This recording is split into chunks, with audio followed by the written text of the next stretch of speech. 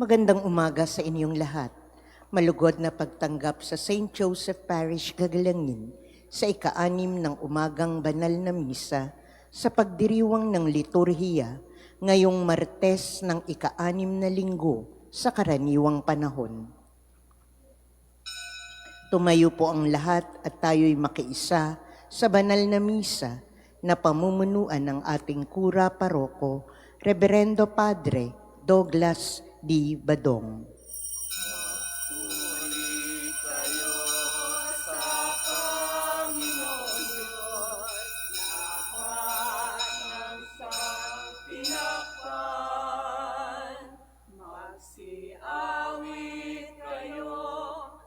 Siya'y pagdangal magpakailanman.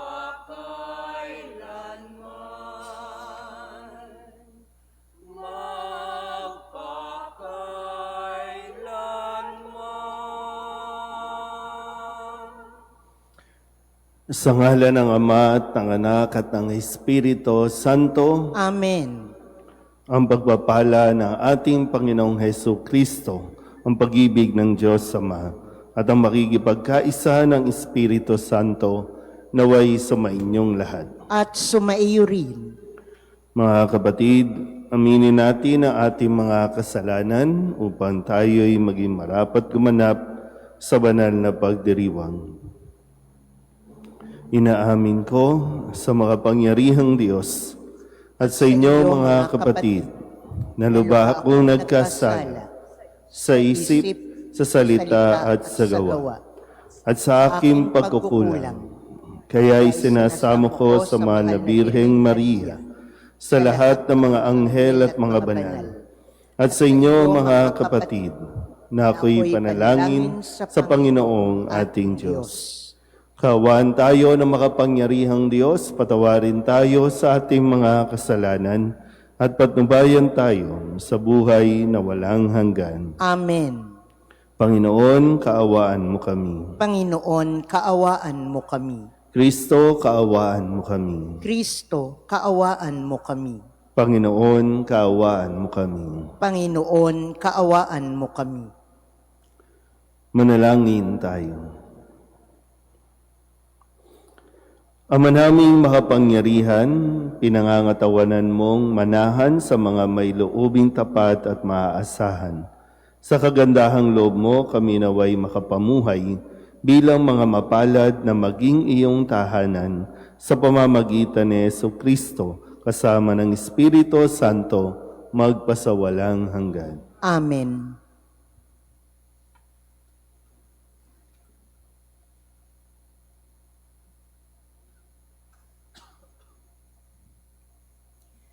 Pagbasa mula sa sulat ni Apostol Santiago. Mapalad ang taong nananatiling tapat sa kabila ng mga pagsubok, sapagkat matapos siyang subukin, tatanggap siya ng putong. Ito'y ang buhay na ipinangako ng Panginoon sa mga umiibig sa Kanya. Huwag sabihin ni numan kapag siya'y dumaranas ng pagsubok, na tinutukso siya ng Diyos. Sapagkat ang Diyos ay hindi matutukso ng masama at hindi naman niya tinutukso ang sinuman. Natutukso ang tao pagkat siya'y naaakit at napatangay sa sariling pita. Kapag ang pita ay tumubo at nag-ugat, nagbubunga ito ng pagkakasala. Kapag lumala ang kasalanan, ito'y nagbubunga ng kamatayan. Huwag kayong padaya, mga kapatid kong minamahal. Bawat kaloob na mabuti at ganap ay buhat sa langit, mula sa Ama na lumikha ng mga tanglaw sa langit. Hindi siya nagbabago. Hindi niya tayo iniiwan o binabayaan man sa dilim.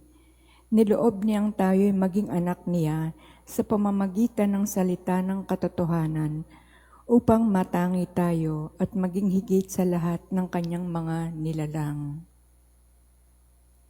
Ang salita ng Diyos. Salamat sa Diyos.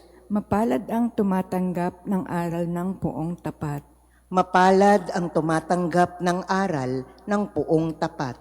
Mapalad ang mga taong tumatanggap ng pangaral Silang sayo'y tumatanggap ng turo sa kautusan, pagkat sila'y magdaranas ng saglit na ginhawa, hanggang yaong masasamay mahulog sa hukay nila. Mapalad ang tumatanggap ng aral ng poong tapat. Ang lingkod ng Panginooy hindi niya iiwanan, yaong mga hirang niya'y hindi niya tatalikdan. Maibabalik sa matuwid ang ganap na katarungan, diwang ito ang susundin ng tapat ang pamumuhay. Mapalad ang tumatanggap ng aral ng poong tapat. Kapag aking nagunitang ang paa ko'y dumudulas, dahilan sa pag-ibig mo, O Diyos, ako'y tumatatag. Kung ako ay ginugulo ng maraming suliranin, ang wagas na pag-ibig mo ang sa akin umaaliw. Mapalad ang tumatanggap ng aral ng poong tapat. Magsitayo po ang lahat. Hallelujah, Hallelujah, Hallelujah, Hallelujah, Hallelujah, Hallelujah, Hallelujah. Ang sa akin nagmamahal, tutupad sa aking aral, ama't ako'y mananahan. Hallelujah, Hallelujah, Hallelujah, Hallelujah. Hallelujah, Hallelujah, Hallelujah. Sumainyo ang Panginoon. At sumaiyo rin. Ang mabuting balita ng Panginoon ayon kay San Marcos. Papuri sa iyo, Panginoon. Noong panahong iyon, nalimutan ng mga alagad na magdala ng tinapay at iisa lang ang kanilang tinapay sa bangka. Kay iingat kayo. Ilagan ninyo ang libadura ng mga Pariseo at ang libadura ni Herodes.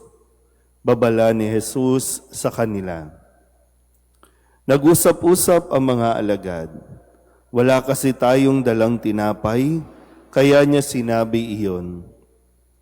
Alam ito ni Jesus, kaya't sila'y tinanong niya, bakit ninyo pinag-uusapan na kayo'y walang dalang tinapay? Hindi pa ba ninyo nababatid o nakauunawa? Hindi pa ba ito abot ng inyong isip? Wala ba kayong mata? Wala ba kayong tainga? Nakalimutan na ba ninyo ng paghati-hatiin ko ang 5 tinapay para sa 5,000? Ilang bakol ang napuno ninyo sa mga lumabis na tinapay? 5,000, 12 po, tugon nila. At nang paghati-hatiin ko ang 7 tinapay para sa 4,000, ilang bakol na malalaki ang napuno ninyo? Tanong niya. 7 bakol po, tugon nila. At hindi pa rin ninyo naunawaan? Wika niya. Ang mabuting balita ng Panginoon. Pinupuri ka namin, Panginoong Heso Kristo. Isang magandang umaga po sa inyong lahat. Ngayon po ay Martes ng ika-6 na linggo sa karaniwang panahon, isang araw bago po ang pagpasok natin sa tinatawag nating panahon ng Kwaresma o Season of Lent. So isang araw na lang nawa ay sabi nga pinaghahanda tayo at dapat naman talagang pinaghahandaan natin ito dahil papasok tayo sa isang paglalakbay, papasok tayo sa 40 araw na paghahanda. At hindi basta-basta yun. No? Kung mayroon kang lalakarin o may pupuntahan ka, hindi pwedeng ura-urada. No? Hindi natin kakayanin ang ganong katagal na paglalakbay. Kaya pinaghahanda tayo. Pero ganun pa man, sa ating pong ebanghelyo, ay pinag-iingat ni Jesus ang kanyang mga alagad patungkol sa libadura ng Pariseo at ni Herodes. Bagaman, narinig natin dito na hindi pa ganon kalawak ang kanilang pag-iisip, yung kanilang pag-unawa sa mga nangyayari sa kanilang buhay. Iniisip nila na nagalit si Jesus dahil wala silang dalang sapat na tinapay. Kaya ibinalik muli ni Jesus yung kanyang ginawa sa iilang piraso matapos na pakainin ang libo-libong tao samantalang sila, sabi nga, kokonti lang yung dala nilang, iisa lang ang tinapay na dala nila, pero ilan lang ba sila? 13. Yung ilang pirasong tinapay, nakapagpakain ng 5,000, 4,000, may lumabis pa. So bakit sila nag-aalala na iisa lang ang dala nilang tinapay? Kasama naman nila si Jesus. Na kukuha po ba? Kaya sabi ni Jesus, mag-ingat kayo sa mga libadura ng mga Pariseo at ni Herodes. At kadalasan naririnig natin na sinasabi ni Jesus sa mga Pariseo, mga mapagpaimbabaw, mga mapagkunwari. Kaya inaasahan din sa atin na lumalawak ang ating pong pangunawa.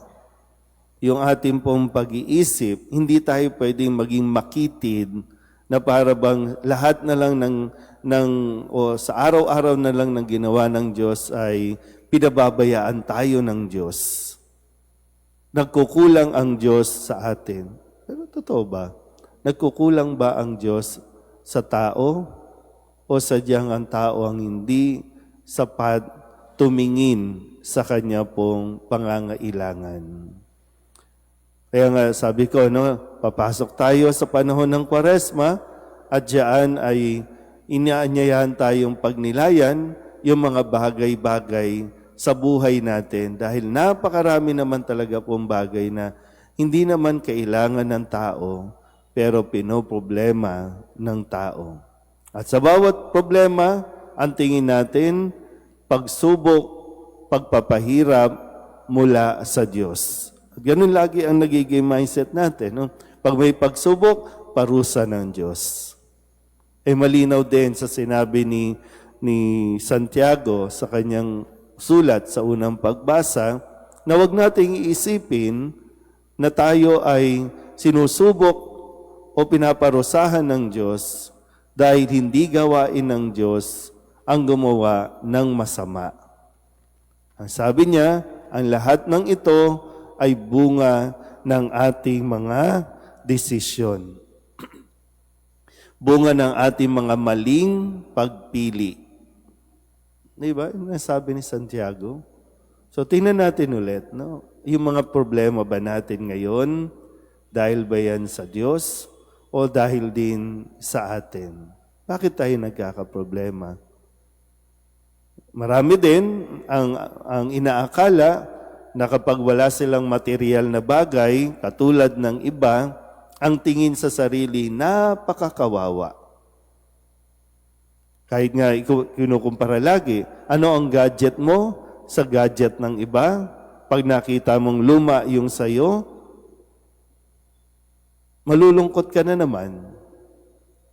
Laging madalas, nagiging gano'n ang ating pag-uugali. Bakit hindi mo tingnan kung ano ang mayroon ka at yan ay ipagpasalamat mo sa Diyos? Yan ay biyaya ng Diyos na siya namang pinakita na ni Jesus, di ba? Iilang piraso, kinuha, nagpasalamat. At nang sabihin din niya sa mga alagad, anong mayroon kayo dyan? Kinuha niya, pinagpasalamat, sobra-sobra. Pero yun lang naman, di ba? Yung basic na kailangan natin, kahit kailan, hindi nagkulang ang Diyos sa atin, sa mga pangangailangan ng tao. Sadyang higit lang tayo kung humingi o maghangad ng mga bagay para sa atin na inaakala natin na ito ang makapagpapasaya sa atin. Nawa, no? Sa pagpasok natin, sa paglipat natin sa panahon ng Kwaresma, makita rin natin yung mga bagay na nagdudulot ng problema sa buhay natin na kinakailangan natin tong alisin o kinakailangan natin makita na hindi tayo dapat makontrol at ibase ang ating kaligayahan sa kung ano ang mayroon tayo. Kundi kung si Kristo ay kapiling natin, masabi natin sapat na si Kristo sa buhay natin. Amen.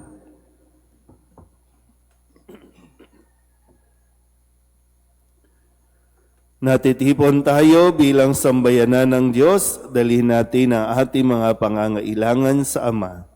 Panatag ang ating kalooban na tayo'y Kanyang pagbibigyan. Ang ating itutugon, Panginoon, dinggin mo ang aming panalangin. Panginoon, dinggin mo ang aming panalangin.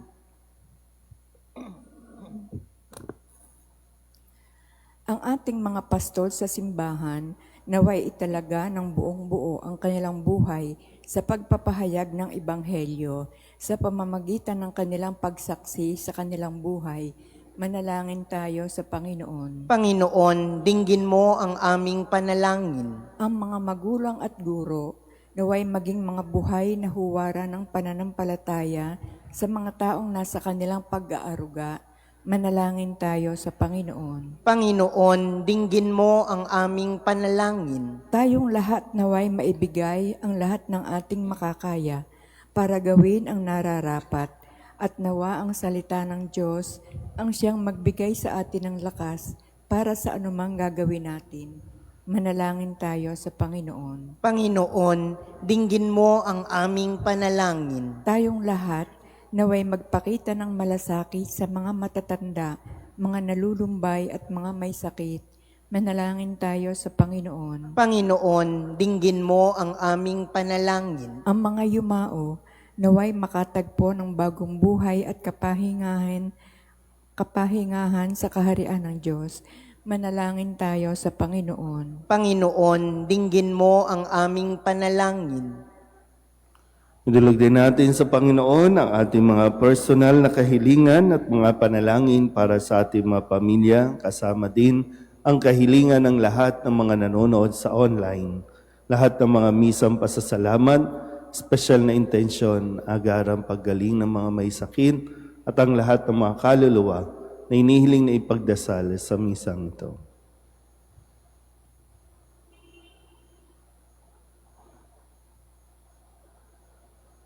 Ang lahat ng ito iniiling namin sa ngalan ni Kristo, ang aming Panginoon. Amen. handog namin sa iyo, Ama, ang tinapay at alak na ito. Handog ng bayang umaasa, sumasamba't nagmamahal sa'yo. Handog namin sa iyo, Ama, ang tinapay at alak na ito. Handog ng bayang umaasa, sumasamba't nagmamahal sa'yo. Manalangin kayo mga kapatid upang paghahain natin ang kalugdan ng Diyos Amang makapangyarihan. Tanggapin nawa ng Panginoon itong paghahain sa iyong mga kamay sa kapurihan niya at karangalan sa ating kapakinabangan at sa buong sambayanan niyang banal. Ama naming lumikha, kami naway dalisayin at panibaguhin ng aming gaganaping paghahain. Kami naway itaguyod ng gagawin naming ito sa pagnanais naming sundin ang loob mo sa pamamagitan ni Jesucristo kasama ng Espiritu Santo magpasawalang hanggan. Amen. Sumainyo ang Panginoon. At sumaiyo rin. Itaas sa Diyos ang inyong puso at diwa. Itinaas na namin sa Panginoon. Pasalamatan natin ang Panginoong ating Diyos. Marapat na siya'y pasalamatan. Ama naming makapangyarihan, tunay ngang marapat na ikaw ay aming pasalamatan. Pinagbibigyan mong ito'y aming maihayag kahit na ito'y walang anumang maidaragdag sa kadakilaang sa iyo ay likas. Sa pagpupuri namin, ang nakikinabang ay kami ring iyong pinakikiharapan sa pamagitan ng iyong anak na minamahal. Kaya kaysa ng mga anghel na nagsisiawin ng papuri sa iyo, nang walang humpay sa kalangitan, kami nagbubunyi sa iyong kadakilaan. Santo, Santo, Santo, Panginoong Diyos ng mga hukbo, napupuno ang langit at lupa ng kadakilaan mo, o sana sa kaitaasan, pinagpala ang naparirito sa ngalan ng Panginoon, o sana sa kaitaasan. Ama naming banal, ikaw ang bukal ng tanang kabanalan. Kaya't sa pamamagitan ng iyong Espiritu, gawin mong banal ang kaloob na ito upang para sa aming maging katawan at tugo ng aming Panginoong Heso Kristo. Bago niya pinagtiis ang pusang loob na maging handog, inawakan niya ang tinapay, pinasalamatan kaniya, pinaghati-hati niya iyon, iniabot sa kanyang mga alagad at sinabi, "Tanggapin ninyong lahat ito at kanin. Ito ang aking katawan na ihahandog para sa inyo."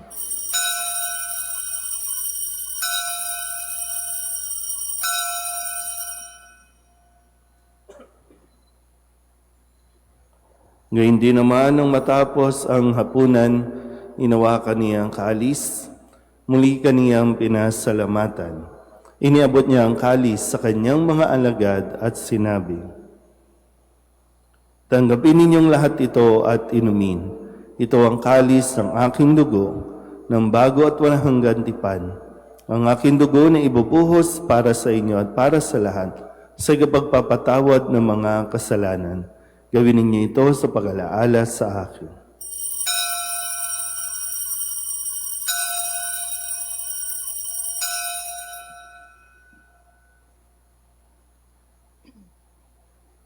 Ipagbunyi natin ang misteryo ng pananampalataya. Si Kristo'y namatay, si Kristo'y nabuhay, si Kristo'y babalik sa wakas ng panahon. Ama, ginagawa namin ngayon ang pag-alaala sa pagkamatay at muling pagkabuhay ng iyong anak.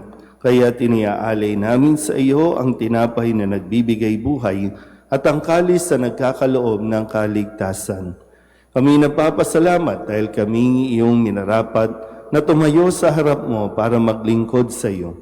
Isinasamo namin kami magsasalo-salo sa katawan at dugo ni Kristo ay mabuklod sa pagkakaisa sa pamamagitan ng Espiritu Santo.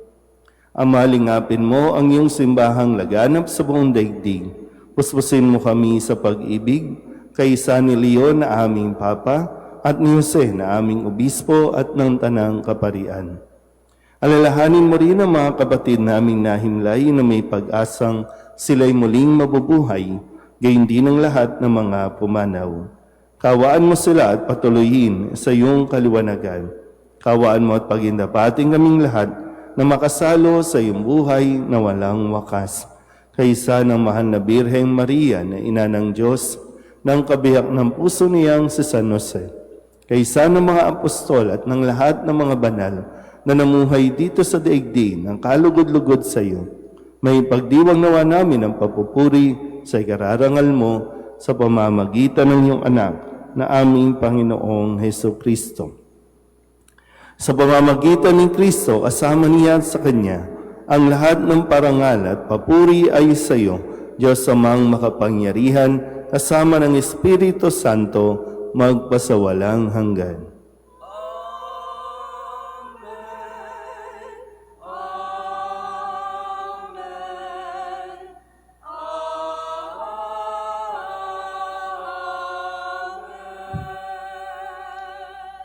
Sa tagubili ng mga nakagagaling na utos at turo ni Jesus sa Panginoon natin na Diyos, ipahayag natin ang lakas loob.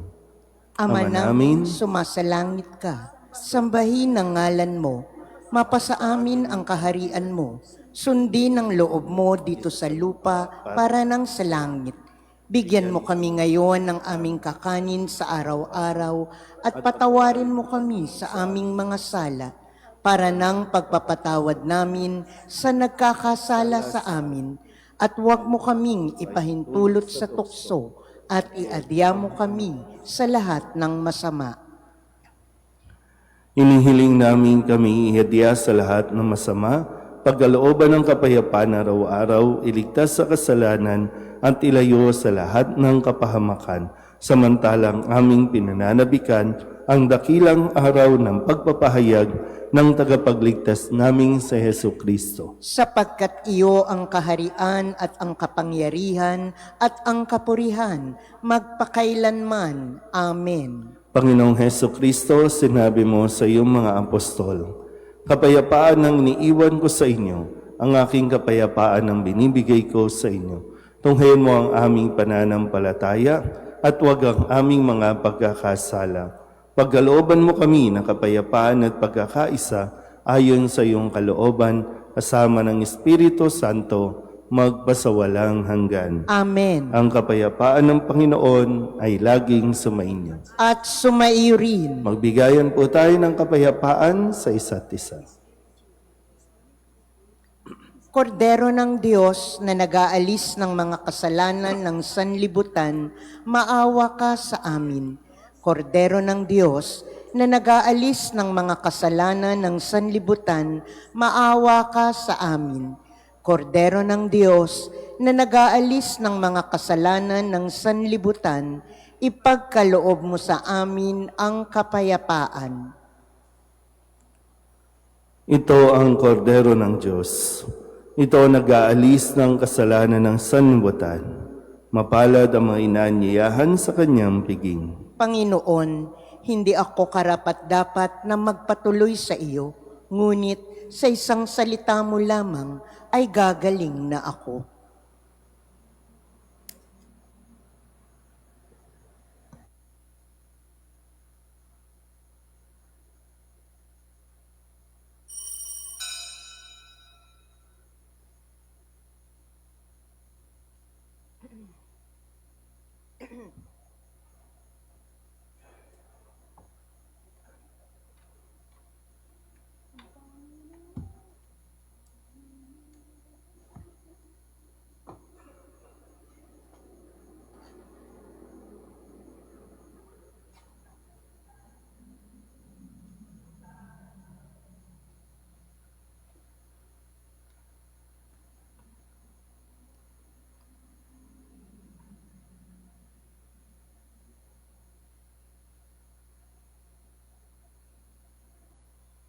Magsiluhod po ang lahat para sa panalangin kay San Jose. Abang tagapangalaga ng tagapagligtas, kabiyak na puso ng mahal na Birheng Maria, sa iyo ipinagkatiwala ng Diyos ang kaisa-isa niyang anak. Sa iyo nagtiwala si Maria. Sa piling mo, si Kristo'y naging tao. Maging ama ka rin sa amin, pinagpalang Jose, at gabayan mo kami sa landas ng buhay. Ihingi mo kami ng biyaya, awa at tapang, at ipagtanggol kami sa lahat ng masama. Amen. Tatayo na po ang lahat. Manalangin tayo. Ama naming mapagmahal, kaming pinapagsalo mo sa banal na pakikinabang, ay gawin mong laging manabik sa napagsaluhan ang kaloob mong ito sa aming ikabubuhay, sa pamamagitan ni Hesu Kristo kasama ng Espiritu Santo, magpasawalang hanggan. Amen. Sumainyo ang Panginoon. At sumaiyo rin. At pagpalain kayo ng makapangyarihang Diyos, Ama at Anak, at Espiritu Santo. Amen. Tapos sa banal na misa, humayo tayo sa kapayapaan ni Kristo. Salamat sa Diyos. Magandang umaga po. San Jose, pinta ka